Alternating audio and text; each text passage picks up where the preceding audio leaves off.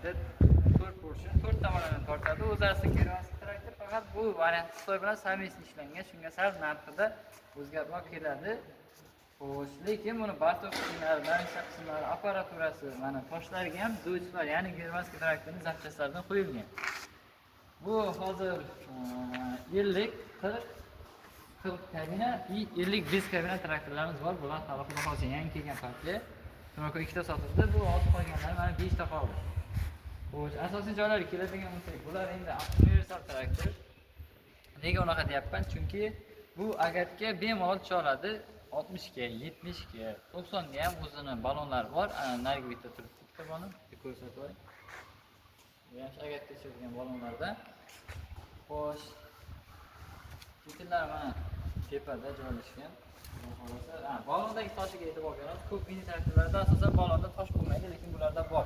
Va buni yana zo'r tarafi bu 2 tonna 400 kilo, ya'ni 50-60 traktor 2 tonna 400 degani bu zo'r degani. Chunki og'ir traktor har doim zo'r bo'ladi.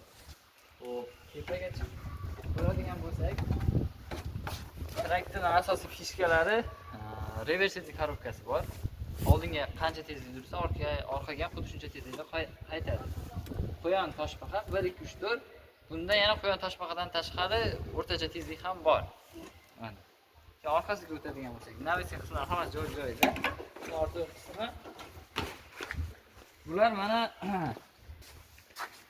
bez kabina varianti ichki bartovi bo'ladi. Mana bu yoqda silindrni ko'ryapsiz. Ichki bartovi, orqasi 1 tonna 2 gacha yuk ko'tara oladi. Mana pritseplar qo'llari, pritsep bo'ladigan joylari. Ko'ring. Keyin ichki bilan tashqi bartovining farqi nimada deb so'rashadi. Mana ikkalasida o'z farqini ko'rsataman sizlarga. Keling. Qarang. Buni ko'rgan bo'lsangiz, mana bunda silindri bu yoqda joylashgan. Mana. Tashqi. Buni silindri qarang. Lekin ikkalasi ham bir xil traktor. Mana, buniki yo'q. Chunki bu ichki bartoy, bu tashqi bartoy.